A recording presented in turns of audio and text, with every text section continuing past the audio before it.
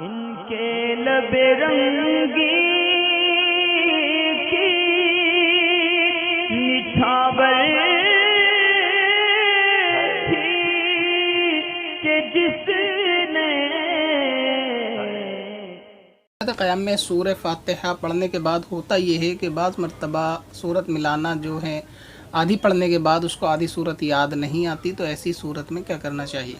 मसला दरअसल इस तरह है कि अगर क़याम में कोई शख्स 3 मरतबा सुबहान अल्लाह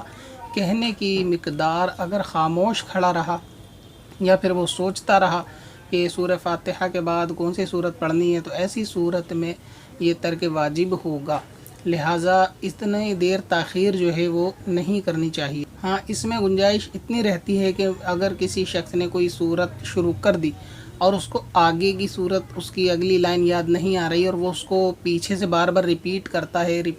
है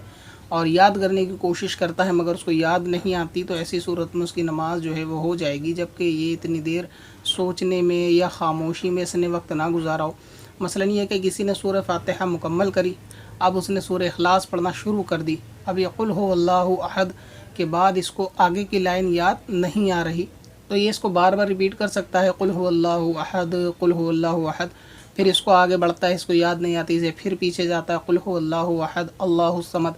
अब जैसे इसको याद है इसने पढ़ना शुरू कर दिया, तो ऐसी सूरत में इसकी नमाज़ हो जाएगी। और अगर ये देखे कि इसको आगे की सूरत याद ही नहीं आती, तो इसको चाहिए कि फ़ौरन सूरत को तब्दील कर दे और ये फिर कोई और सी सूरत यानी पढ़ सकता है, सूरत को बदल सकता है। मगर ये कि इतनी देर ताख़ीर ना करे, इतनी देर ख़ामोश ना खड़ा रहे कि जिसमें 3 मरतबा सुबहान अल्लाह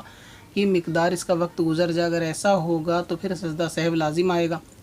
अगर ये बेख़याली में ख़ामोश रहा और अगर इसने जानबूझ के ऐसा करा तो नमाज फिर वाजिबुल इयादा होगी। लिहाजा किरत भूल जाने के लिए अगर कोई एक ही आयत को सूरत को बार बार दोहराता रहता है याद आने की वजह से, तो अगरचे 1000 मरतबा भी दोहराएगा तो इस पर सजदा सहव लाजिम नहीं होगा जब तक ये ख़ामोश ना खड़ा रहे। इसी तरह बाहर शरीयत में मुफ्ती अमजद अली आज़मी रहमतुल्लाह ताला अलैह ने सजदा सहव के बयान में भी ये बात फरमाई कि 3 मरतबा सुबहान अल्लाह कहने की तादाद अगर ख़ामोश रहा तो फिर ये वाजिब का जो है वो तर्क होगा। पत्थर में हसन लाले पुरनवार